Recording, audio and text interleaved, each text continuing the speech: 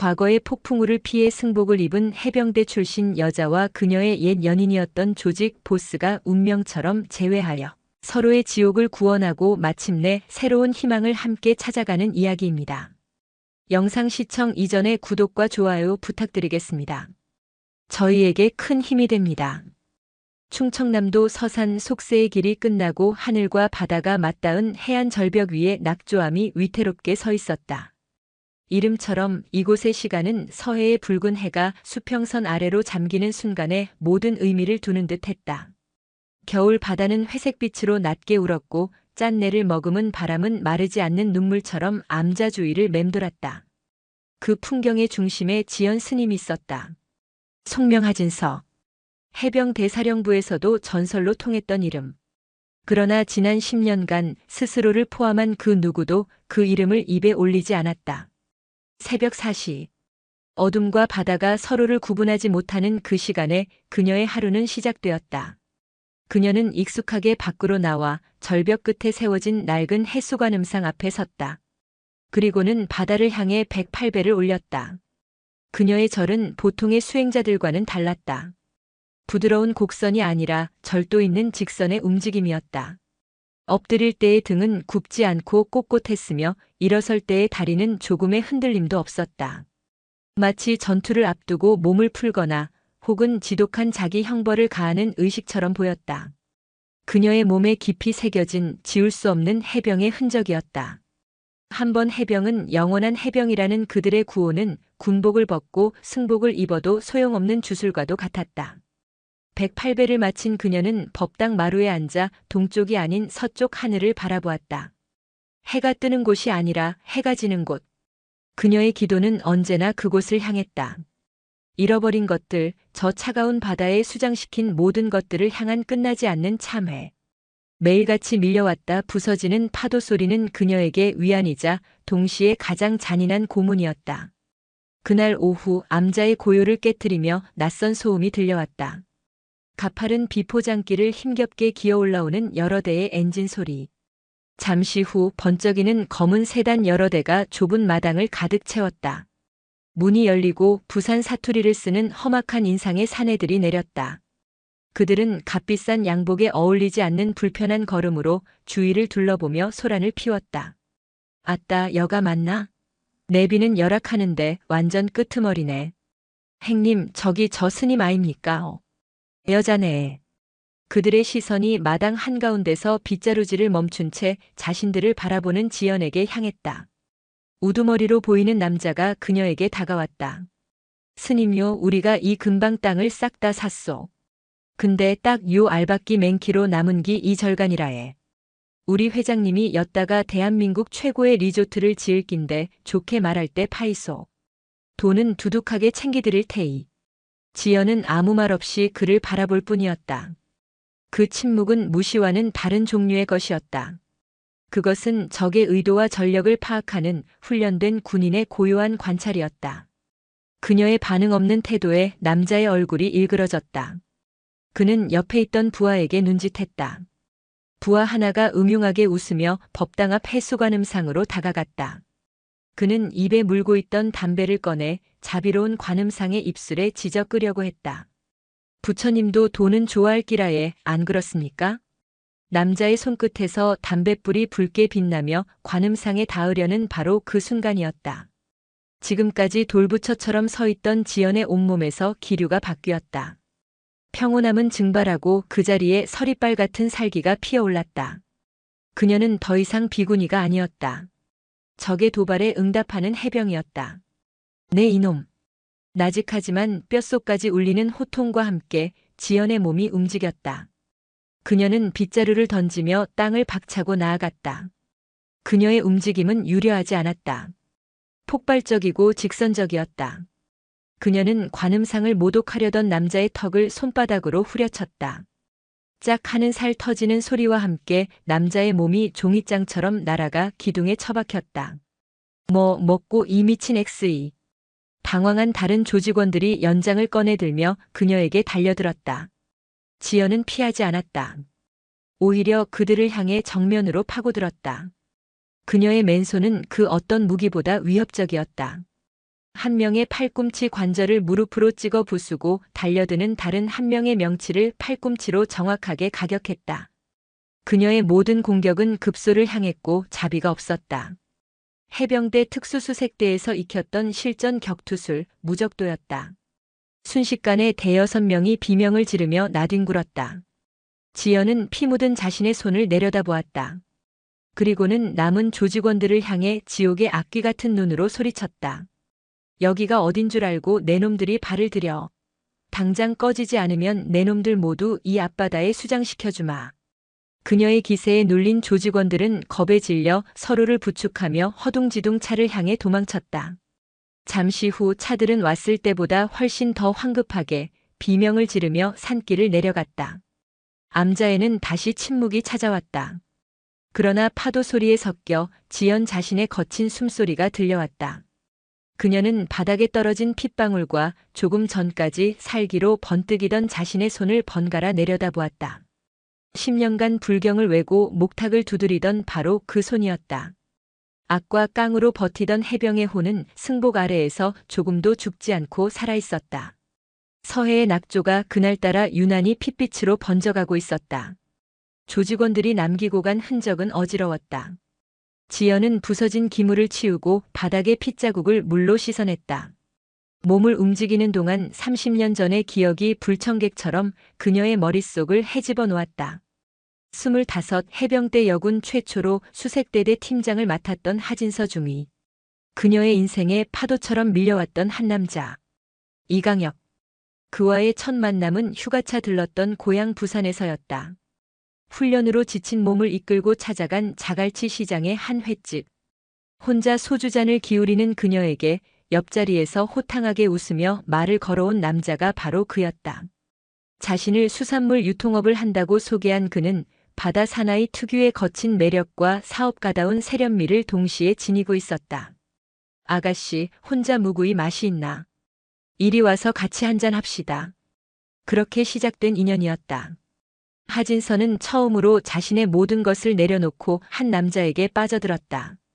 그녀가 해병대 장교라는 사실을 알았을 때 그는 놀라기보다 오히려 흥미롭다는 듯 웃었다.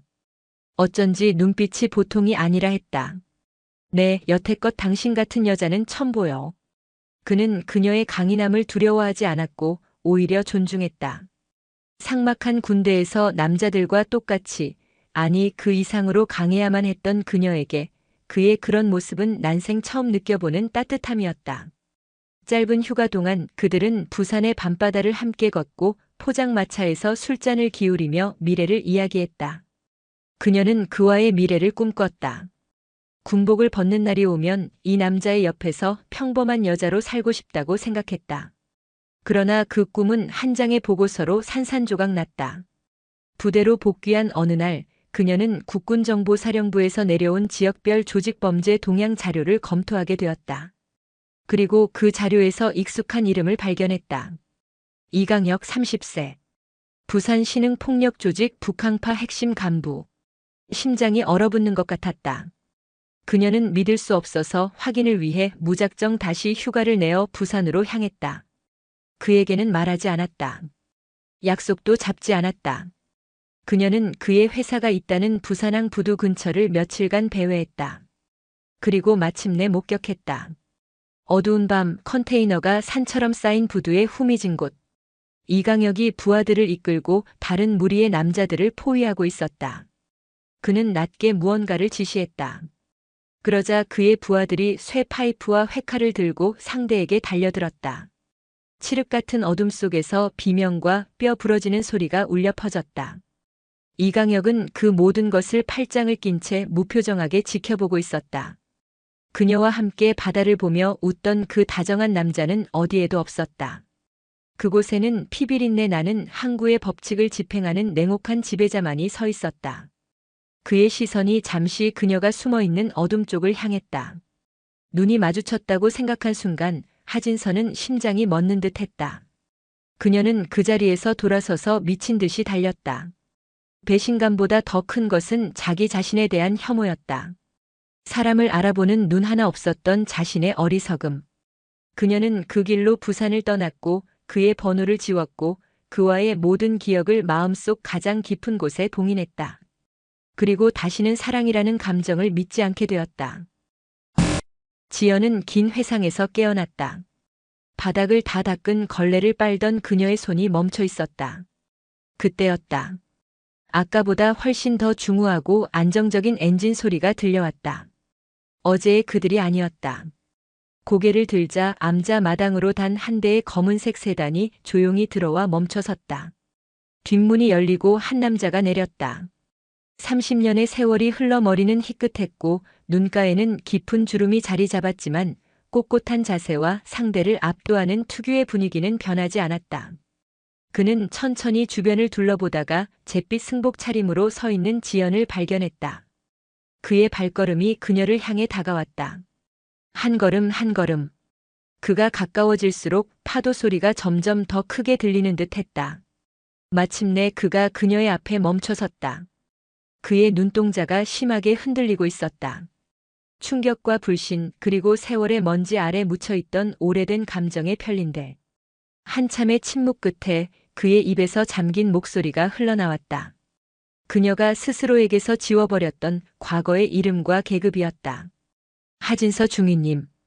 그가 자신의 옛 계급을 정확히 기억하고 있다는 사실이 그 어떤 비수보다 날카롭게 지연의 심장을 찔렀다. 하진서 중위님. 그 목소리는 30년의 시간을 거슬러온 거대한 파도처럼 지연을 덮쳤다. 중이라는 두 글자는 그녀가 이강혁을 만났던 시절이자 아직 세상에 대한 믿음을 완전히 잃지 않았던 시절의 상징이었다. 그 호칭을 그의 입으로 다시 듣게 될 줄은 꿈에도 몰랐다. 지연은 순간 숨을 멈췄다. 10년간의 수행으로 다져진 평정심의 선명한 균열이 일었다. 이강혁은 승복을 입은 그녀의 모습에서 눈을 떼지 못했다. 그가 기억하는 하진서는 웬만한 남자들보다 더 강하고 꼿꼿했던 해병대 장교였다. 그런 그녀가 속세를 등진 스님이 되어 눈앞에 서 있었다. 그는 자신이 저지른 거짓말이 한 여자의 인생을 어떤 방향으로 틀어버렸는지 어렴풋이 짐작하며 가슴 한쪽이 서늘하게 무너져 내리는 것을 느꼈다. 여긴 어쩐 일이십니까? 지연이 먼저 침묵을 깼다. 그녀의 목소리는 겨울 서해의 바람처럼 차갑고 건조했다. 감정을 드러내는 것은 약점을 보이는 것이라는 군 시절의 생존 본능이 튀어나왔다. 내 부하들이 와서 행패를 부렸다고 들었소. 미안하게 됐소다. 이 땅이 필요해서 온 건 맞지만 이런 식으로 일을 처리할 생각은 아니었소. 이강혁은 사업가로서의 말투로 대화를 시작하려 했지만 그의 시선은 계속해서 그녀의 얼굴 언저리를 맴돌았다. 지연은 대답 대신 그에게서 등을 돌려 다실로 향했다. 따라오라는 말은 없었지만 그 행위 자체가 그의 변명을 들을 장소를 지정하는 것이었다. 이강혁은 마른 침을 삼키고 그녀의 뒤를 따랐다. 다실의 창밖으로는 회색빛 겨울 바다가 거친 포마를 일으키고 있었다. 지연은 익숙한 손놀림으로 찬물을 끓이고 찻잔을 데웠다. 그녀의 모든 움직임은 마치 잘 짜인 의식처럼 감정의 개입을 허락하지 않았다. 그 모습이 이강혁의 마음을 더욱 초조하게 만들었다. 할 말이라는 게 고작 부하들 대신하는 사과입니까? 그렇다면 들었으니 이제 돌아가시지요. 지연이 찻잔을 그의 앞에 놓으며 말했다. 그녀는 시종일관 그의 눈을 마주치지 않았다. 진서야. 그 이름으로 부르지 마십시오. 지연의 목소리가 얼음처럼 그의 말을 잘랐다. 그때의 하진서는 당신이 알던 하진서는 30년 전 그날 부산항 부두에서 죽었습니다. 그리고 10년 전 백령도 앞바다에 내 손으로 직접 수장시켰습니다. 지금 당신 앞에 있는 사람은 지연이라는 이름의 수행자일 뿐입니다. 백령도라는 낯선 지명에 이강혁의 눈썹이 꿈틀했지만 그는 그 의미를 알 수 없었다. 그저 그녀가 겪었을 고통의 깊이를 짐작할 뿐이었다. 그때는 나도 어쩔 수가 없었소. 당신한테만은 진심이었는데 내가 살던 세상이. 세상 핑계 대지 마십시오. 지연이 드디어 고개를 들어 그의 눈을 똑바로 쏘아보았다. 그녀의 눈빛은 더 이상 자비로운 수행자의 것이 아니었다. 적의 변명을 꿰뚫어보는 지휘관의 눈빛이었다. 당신은 선택을 한 겁니다. 나를 속이는 것을 그리고 그 더러운 폭력을. 나 역시 선택을 했습니다. 당신이라는 인간을 내 인생에서 완전히 도려내는 것을. 우리의 인연은 거기서 끝났습니다. 그녀의 단호한 말에 이강혁은 할 말을 잃었다. 그는 권력과 돈으로 대부분의 문제를 해결하며 살아왔다. 하지만 지금 그의 앞에는 그 어떤 것으로도 회유하거나 협박할 수 없는 존재가 앉아 있었다. 그는 자리에서 일어났다. 더 이상의 대화는 무의미했다. 이 땅은 포기하지 않겠소. 그가 마지막 자존심처럼 말했다. 땅에 대한 집착이 아니라 그녀와의 연결고리를 놓지 않으려는 필사적인 외침이었다. 마음대로 하십시오. 이 암자를 무너뜨릴 순 있어도 내 마음은 얻지 못할 겁니다. 이강혁은 씁쓸하게 웃으며 다시를 나섰다. 그가 떠난 후 지연은 굳어있던 몸의 긴장을 풀었다.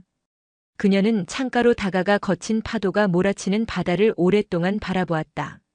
이강혁이라는 거대한 파도는 30년 만에 다시 그녀의 해안선을 덮쳤다. 애써 쌓아 올린 방파제는 속절없이 무너져 내렸다. 그녀는 이제 다시 한번 지독한 폭풍과 맞서 싸워야 할 운명임을 직감했다. 이강혁이 남기고 간 침묵은 묵직한 수압처럼 지연을 짓눌렀다. 그녀는 애써 일상으로 돌아가려 했다. 경전을 읽고 공양을 짓고 묵묵히 선에 들었다. 하지만 그 어떤 행위도 그녀의 마음을 과거로부터 지켜주지 못했다. 눈을 감으면 백령도의 차가운 파도 소리가 들려왔고 눈을 뜨면 그의 마지막 눈빛이 어른거렸다. 이강혁의 등장은 그녀가 10년간 봉인해 두었던 판도라의 상자를 강제로 열어젖힌 셈이었다. 결국 그날 밤 그녀는 창고 깊숙한 곳에 넣어두었던 낡은 나무 괴짝 하나를 꺼냈다. 그 안에는 하진서의 유품들이 들어있었다. 빛바랜 군복, 낡은 전투화, 그리고 그 안에 고이 간직된 앳된 얼굴의 젊은 해병들과 함께 찍은 사진 몇 장. 그녀의 손이 한 사진 위에서 멈췄다. 유난히 환하게 웃고 있는 젊은 부사관. 김민준 하사. 사진을 보는 순간 기억은 거스를 수 없는 해일처럼 그녀를 덮쳤다. 시간은 10년 전 칼바람이 살을 애는 듯한 11월의 백령도로 향했다. 당시 해병대 수색대대 최정예 중대의 중대장이었던 하진서 소령. 그녀는 독사라 불렸다. 한번 정한 목표는 반드시 물고 늘어지는 지독함, 부하들에게는 엄격했지만 전투에서는 누구보다 먼저 앞장서는 솔선수범. 그녀는 부대원들의 절대적인 신뢰와 경외를 한몸에 받는 살아있는 전설이었다. 그 이면에는 여군이라는 한계를 넘어서기 위한, 그리고 과거의 상처를 잊기 위한 처절한 자기 채찍질이 있었음을 아는 이는 없었다. 김민준 하사는 그런 그녀를 친누나처럼 따랐다. 그는 꾸준히 일을 도맡아 했고 신참들이 힘들어할 때면 중대장님만 믿으면 우린 죽지 않는다. 고 외치며 사기를 북돋우는 긍정적이고 믿음직한 부사관이었다. 하진서는 무뚝뚝한 겉모습과 달리 그런 김하사를 남동생처럼 아꼈다. 그와 함께라면 그 어떤 작전도 성공할 수 있으리라 믿었다. 문제의 발단은 한미 해병대 연합 야간 기습 훈련이었다. 북한의 코앞인 백령도에서 실시되는 훈련인 만큼 모두의 이목이 쏠려 있었다. 훈련의 성패는 하진서의 다음 진급에 결정적인 영향을 미칠 터였다. 그녀는 완벽한 성공을 위해 모든 것을 쏟아부었다. 훈련 전날 밤 기상이 급격히 악화되었다. 풍랑주의보가 내려졌고 파고가 2미터를 훌쩍 넘었다. 미군 측에서는 훈련 연기를 제안했다. 그러나 하진서는 고집을 부렸다. 이 정도 파도의 훈련을 포기하는 것은 해병의 수치다. 악천후 극복 능력이야말로 우리의 진짜 실력이다. 훈련은 예정대로 진행한다. 그녀의 결정은 오만함에서 비롯된 것이었다. 이 훈련을 성공시켜 자신의 능력을 증명하고 싶다는 위험한 공명심. 그녀의 카리스마에 눌려 누구도 감히 반대 의견을 내지 못했다. 김민준 하사조차 역시 우리 중대장님이십니다. 이 정도 파도는 파도도 아닙니다. 라며 그녀의 결정에 힘을 실어주었다. 칠흑 같은 밤 7명의 대원이 한 조가 되어 고무보트 IBS에 올랐다. 목표는 적 해안에 소리 없이 침투하는 것. 하진서의 보트가 선두에 섰고 김민준 하사가 탑승한 조가 바로 그 뒤를 따랐다. 빗줄기가 수직으로 내리꽂혔고 집채만 한 파도가 쉴 새 없이 보트를 때렸다. 목표 지점까지 500m. 총원 노젓는 속도 유지. 하진서가 악을 쓰듯 외쳤다. 바로 그때였다. 예기치 못한 거대한 너울성 파도가 대열의 중앙을 덮쳤다. 김민준 하사가 탄 보트가 균형을 잃고 종이장처럼 뒤집혔다. 2조 전원 이탈. 2조가 뒤집혔다. 전원 구조 위치로. 생존자를 확보하라. 하진서의 절규에 가까운 명령이 떨어졌다.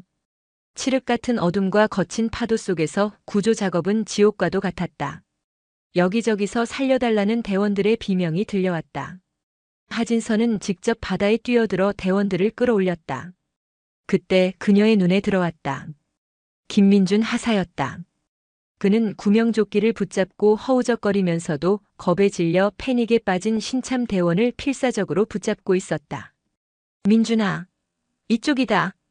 하진서가 그의 이름을 부르며 헤엄쳐갔다. 그러나 또 다른 거대한 파도가 그들을 덮쳤다. 잠시 후 물 위로 떠오른 것은 신참 대원뿐이었다. 김민준 하사의 모습은 어디에도 보이지 않았다. 김민준 하사. 김민준. 하진서는 그의 이름을 목이 터져라 불렀지만 대답은 거친 파도 소리뿐이었다. 밤샘 수색 작업 끝에 그는 다음 날 아침 차가운 시신으로 발견되었다. 끝까지 후임을 놓지 않았던 그의 손은 무언가를 꽉 쥔 채 굳어 있었다. 김민준 하사의 연결식. 하진서는 차마 그의 영정 사진을 볼 수 없었다.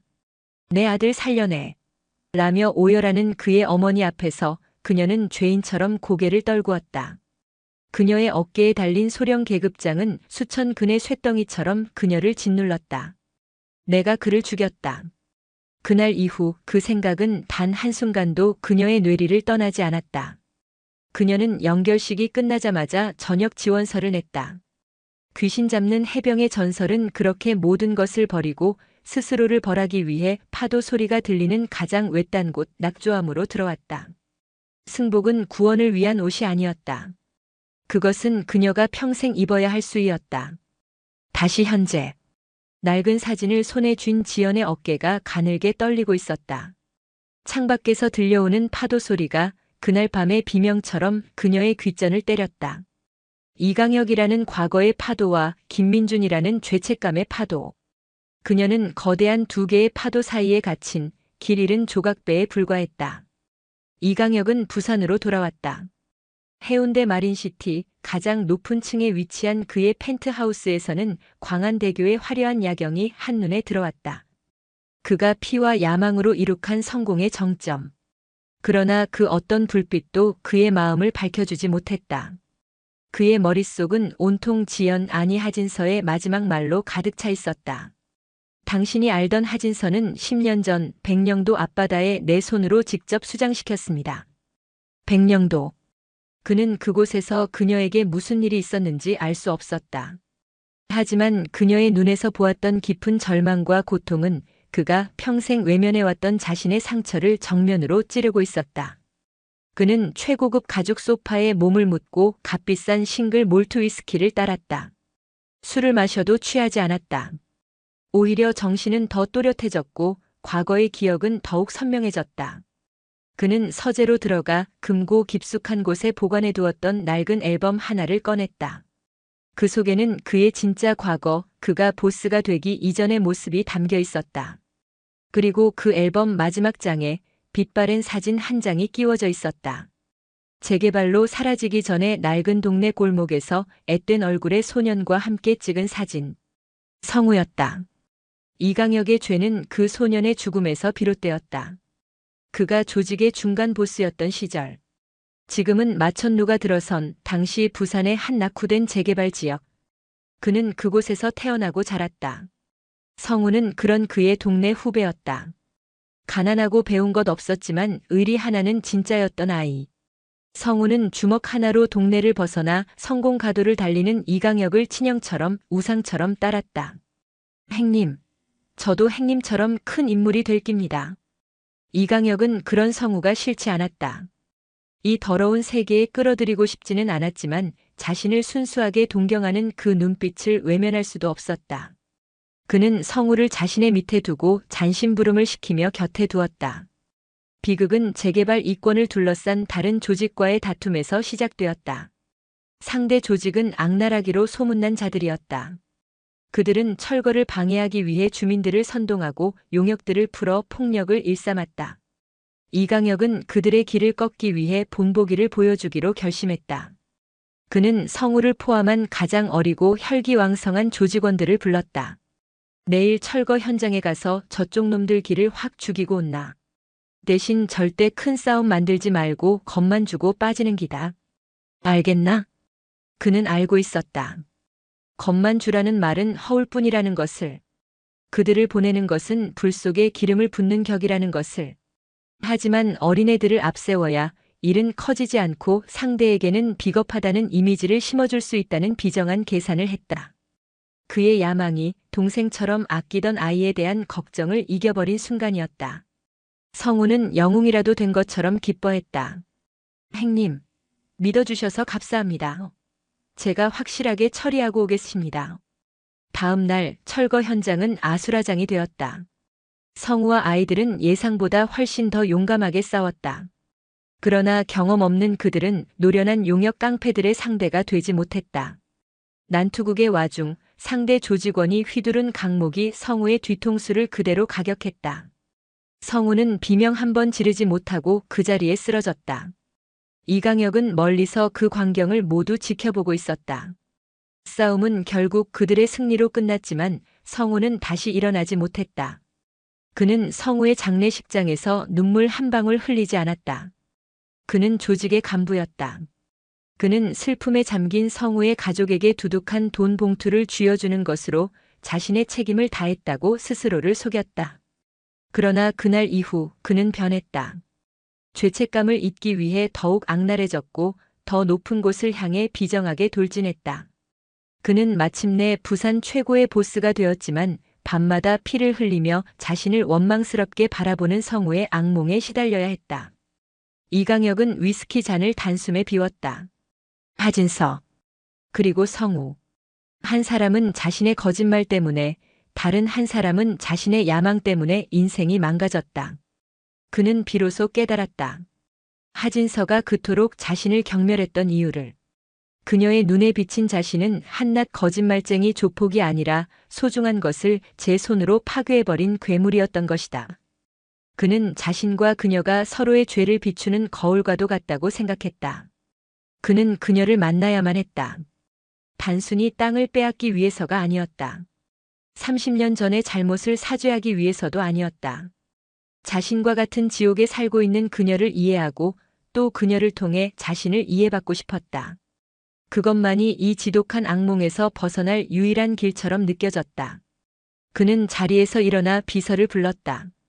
차 준비해라. 다시 서산으로 간다. 이강혁이 다시 낙조암을 찾았을 때 서해의 하늘은 심상치 않았다. 먹구름이 낮게 깔리고 바람의 방향이 수시로 바뀌었다. 일기예보에도 없던 기상 악화였다. 지연은 또다시 나타난 그를 보고 기가 막혔지만 더 이상 쫓아낼 기력도 없었다. 그녀는 그를 외면한 채 묵묵히 저녁 공양 준비를 했다. 바로 그때였다.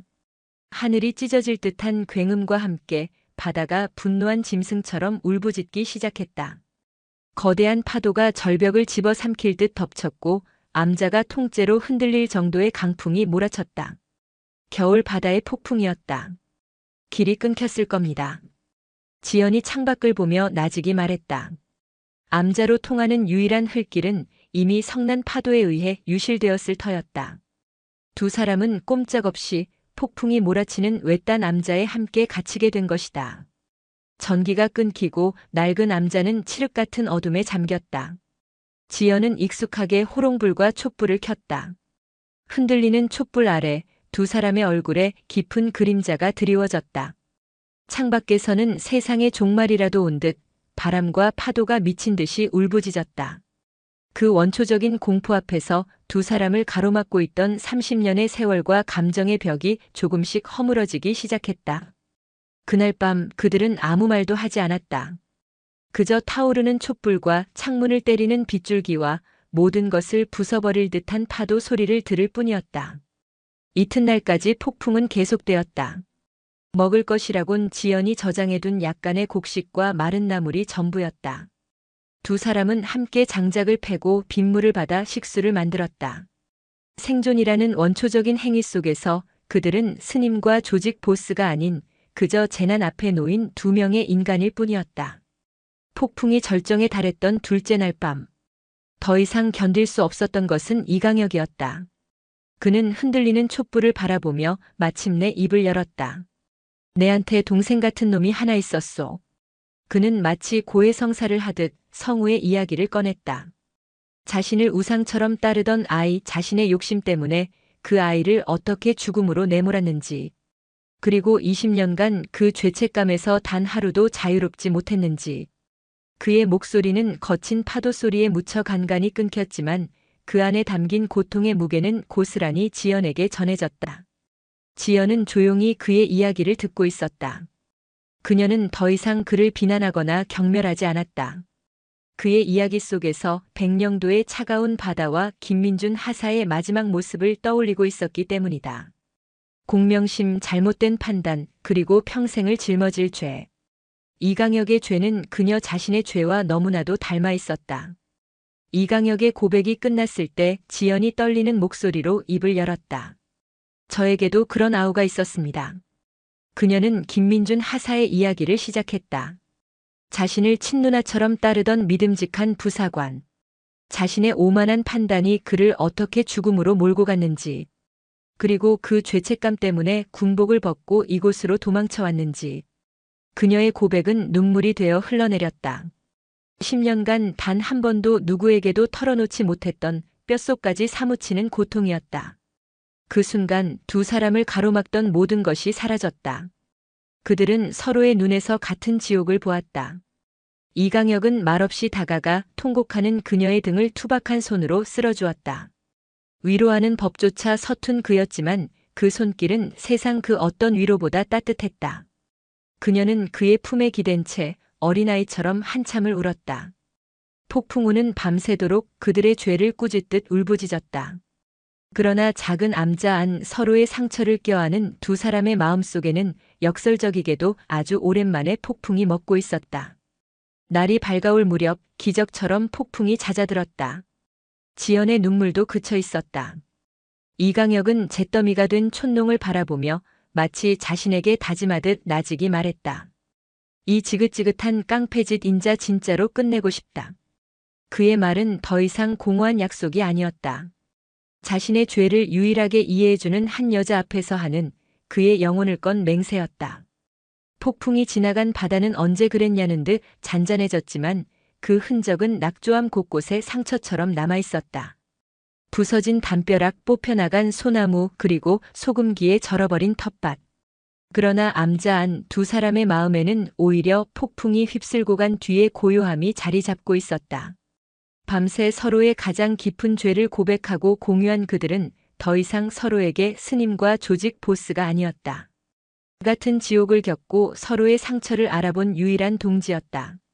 이강혁은 며칠간 암자에 머물며 부서진 곳을 보수했다. 그는 말없이 무너진 담을 쌓고 부러진 나뭇가지를 치웠다. 육체적인 노동은 그의 머릿속을 복잡하게 채우던 상념들을 잠시나마 잊게 해주었다. 지연은 그런 그를 묵묵히 도왔다. 그녀는 더 이상 그를 피하거나 경계하지 않았다. 함께 밥을 먹고 함께 일하며 두 사람은 아주 느리고 조심스럽게 서로의 일상에 스며들었다. 길이 복구되고 마침내 떠나야 할 날이 왔다. 이강혁은 짐을 챙기며 지연에게 물었다. 네, 인자 부산으로 돌아가면 어찌해야 할지 솔직히 막막하여.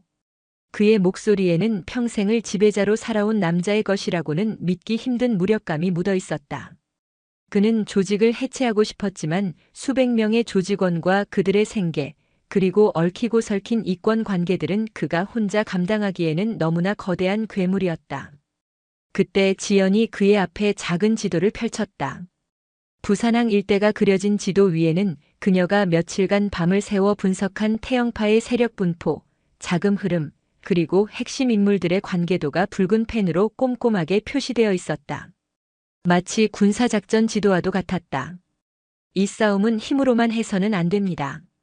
명분과 전략이 필요합니다. 그녀의 눈빛은 더 이상 수행자의 것이 아니었다. 수많은 작전을 지휘하며 승리를 이끌었던 해병대 지휘관 하진서의 눈빛이었다. 첫째, 명분을 확보해야 합니다. 조직 해체는 배신이 아니라 시대의 흐름에 순응하는 사업 전환이라는 명분을 만들어야 합니다. 불법적인 사업들을 정리하고 합법적인 사업체로 전환하여 조직원들의 생계를 보장해주겠다는 청사진을 제시해야 합니다. 둘째, 당신의 가장 큰 위협은 이인자인 문성태입니다. 그는 당신의 변화를 가장 먼저 눈치채고 당신을 배신자로 몰아 조직을 차지하려 할 겁니다. 그보다 먼저 움직여야 합니다. 핵심 이사들을 개별적으로 만나 설득하고 그의 손발을 먼저 잘라내야 합니다. 셋째, 법의 테두리 안에서 움직여야 합니다. 변호사를 선임하고 모든 과정을 합법적으로 진행하여 나중에 문제가 생길 여지를 없애야 합니다. 그녀의 계획은 치밀하고 논리적이며 대담했다. 이강혁은 입을 다물지 못했다. 그는 그저 막연하게 정리하고 싶다고 생각했을 뿐인데 그녀는 그 막연함을 현실로 만들 구체적인 작전 계획을 세워놓은 것이다. 그는 새삼 깨달았다. 자신이 사랑했던 여자가 얼마나 강하고 지혜로운 사람이었는지를. 내가 당신 말대로 할 수 있을까? 혼자 하는 싸움이 아닙니다. 지연이 그의 손 위에 자신의 손을 포겠다. 제가 이곳에서 당신과 함께하겠습니다. 필요할 때마다 제가 길을 제시할 겁니다. 당신은 더 이상 혼자가 아닙니다. 그녀의 말에 이강혁은 용기를 얻었다. 그는 고개를 끄덕였다. 그 순간 부산의 북한파 보스는 죽고 과거를 청산하기 위해 마지막 싸움에 나서는 한 남자만이 남아있었다. 한편 그의 결심과는 무관하게 부산의 어둠은 더욱 빠르게 움직이고 있었다. 이강혁의 부재가 길어지자 문성태는 이 기회를 놓치지 않았다. 그는 회장님이 서산의 여승에게 빠져 조직 자금을 빼돌리고 있다는 악의적인 소문을 퍼뜨려 조직의 여론을 자신에게 유리하게 이끌었다.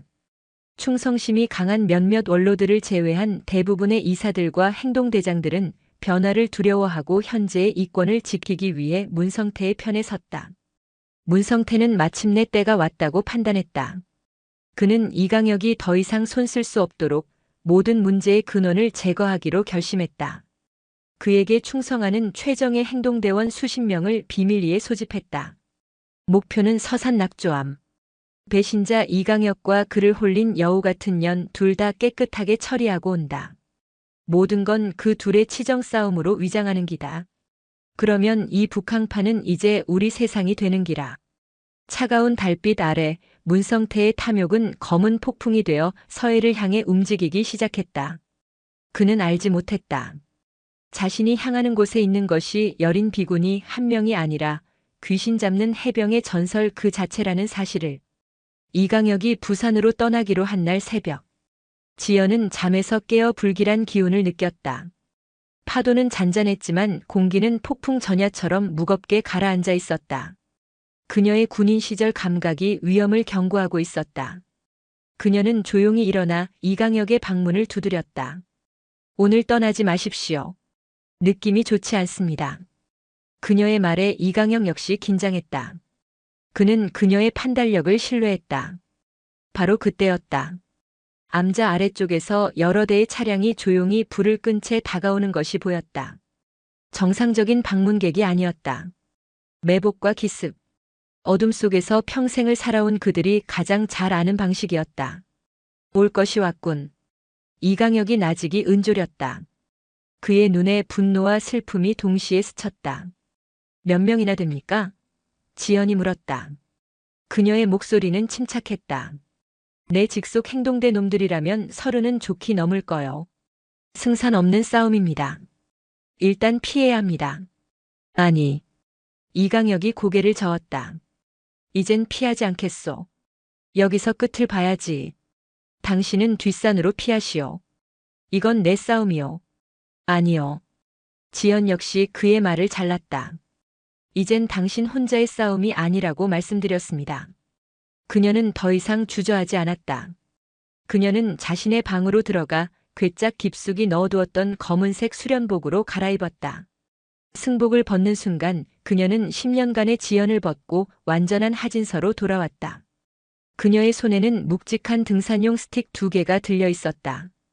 그것은 그녀에게 가장 익숙한 무기, 단봉과도 같았다. 잠시 후 문성태와 조직원들이 소리 없이 암자마당으로 쏟아져 들어왔다. 그들은 사방을 포위하며 천천히 법당 쪽으로 접근했다. 문성태의 얼굴에는 승리를 확신하는 비열한 미소가 걸려 있었다. 이강혁, 배신자 새끼 있는 거 다 안다.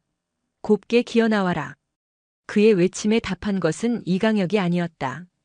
법당 문이 열리며 달빛을 등지고 선하진서가 모습을 드러냈다. 내 놈들이 감히 이곳을 더럽히는구나. 전염부터 처리해.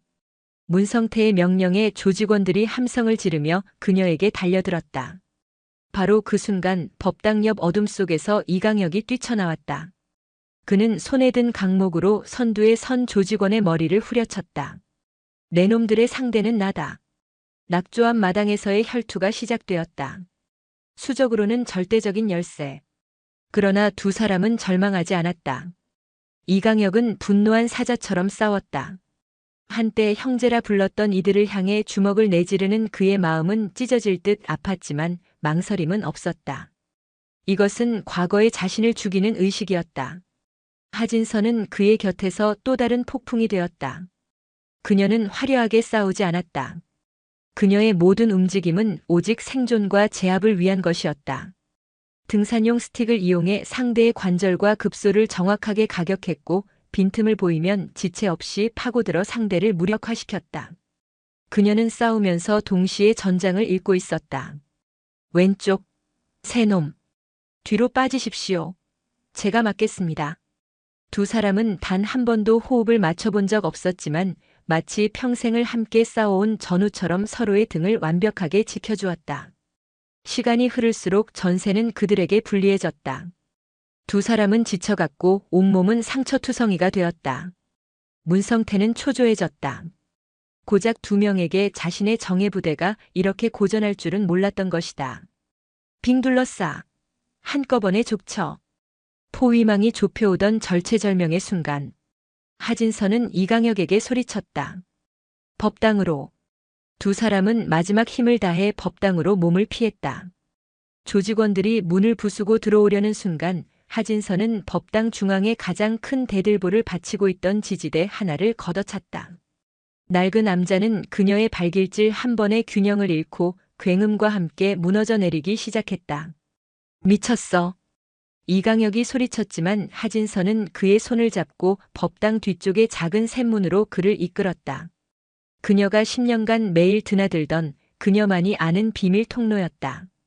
무너지는 법당을 뒤로 한 채 두 사람은 절벽 아래의 좁은 샛길로 몸을 던졌다. 무너진 법당의 먼지가 채 가라앉기도 전에 경찰 사이렌 소리가 요란하게 낙조암의 새벽을 갈랐다. 누군가의 신고를 받고 출동한 수십 명의 경찰 병력이 현장을 덮쳤다. 눈앞에 펼쳐진 것은 아수라장 그 자체였다. 부상자들의 신음과 건물의 잔해, 그리고 그 중심에서 피투성이가 된 채 서로를 부축하고 있는 이강혁과 하진서. 사건은 일사천리로 진행되었다. 문성태를 비롯한 모든 조직원들은 현장에서 체포되었고 이강혁 역시 수갑을 피할 수 없었다. 하진서는 중요 참고인 신분으로 경찰서로 연행되었다. 부산지방경찰청 조사실. 이강혁은 변호사의 모든 조력을 거부했다. 그리고 자신의 입으로 지난 30년간의 모든 것을 털어놓기 시작했다. 그는 문성태의 기습 사건뿐만 아니라 그동안 자신이 저질러온 모든 범죄 사실을 자백했다. 북한파의 불법 자금 출처와 로비 내역, 과거에 있었던 수많은 폭력 사건들까지. 그의 자백은 대한민국 암흑가를 뿌리부터 뒤흔드는 거대한 폭탄이었다.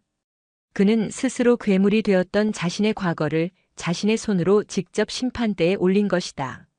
하진서 역시 담담하게 진술했다.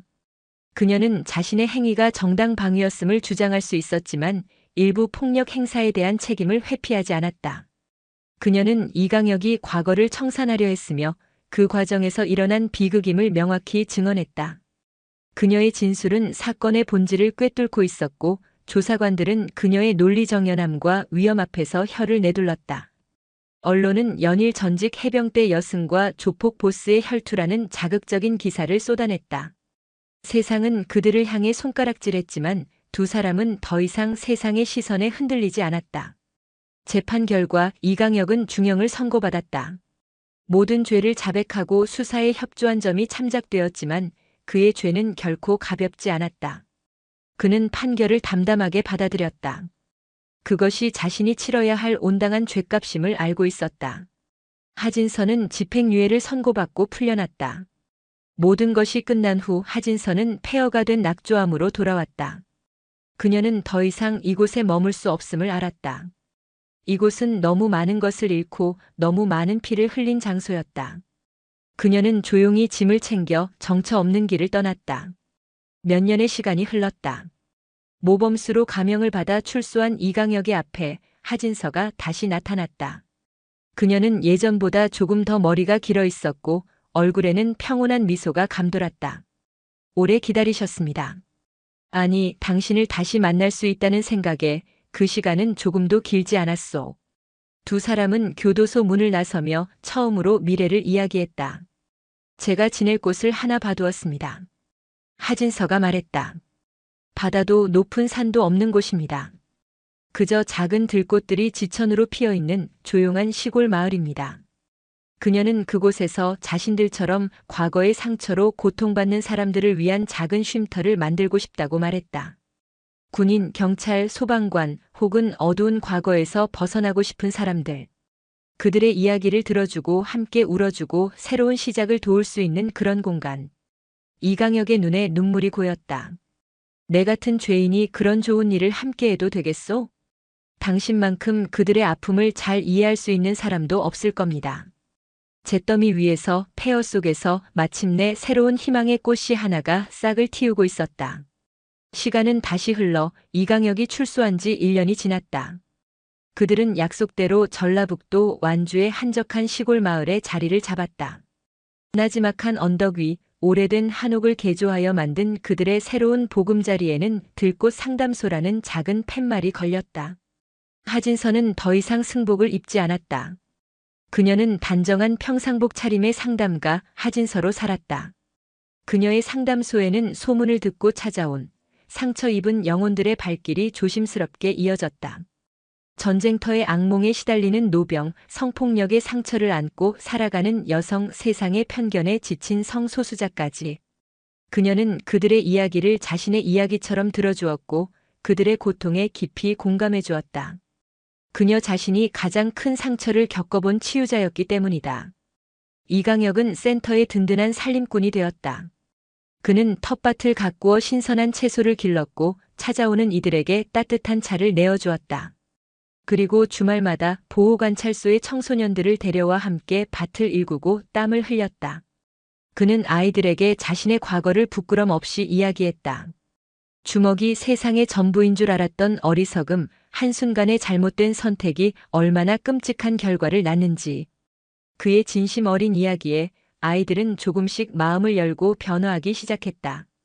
어느 햇살 좋은 가을날 오후 상담소 마당의 평상에 나란히 앉아 두 사람은 멀리 보이는 모악산의 능선을 바라보고 있었다.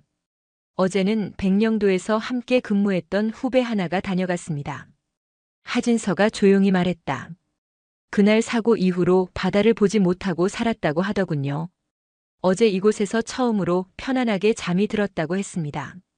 그녀의 목소리에는 희미한 떨림과 함께 깊은 감사가 묻어 있었다. 이강혁은 말없이 그녀의 손을 잡았다. 흙길로 거칠어진 그의 손은 그러나 세상에서 가장 믿음직하고 따뜻했다. 당신 덕분에 내 같은 놈도 사람 굿이라며 살게 됐소. 고맙소, 진서야. 저야말로 고맙습니다. 당신이 없었다면 전 아직도 낙조암의 지방령처럼 과거에 묶여 살고 있었을 겁니다. 두 사람은 마주보며 웃었다. 그들의 사랑은 뜨겁거나 열정적이지 않았다. 하지만 비바람을 모두 이겨내고 꿋꿋하게 피어난 들꽃처럼 조용하지만 강인하고 깊은 생명력을 지니고 있었다. 길고 지독했던 겨울과 폭풍우는 모두 지나갔다. 이제 그들의 삶에는 상처를 보듬는 따뜻한 햇살과 서로를 향한 굳건한 믿음만이 남아 있었다. 완주의 고즈넉한 풍경 속에서 두 사람은 서로에게 그리고 세상에게 가장 아름다운 들꽃이 되어 피어나고 있었다. 오늘도 시청해주셔서 감사합니다. 영상이 즐거우셨다면 구독과 좋아요 부탁드리겠습니다.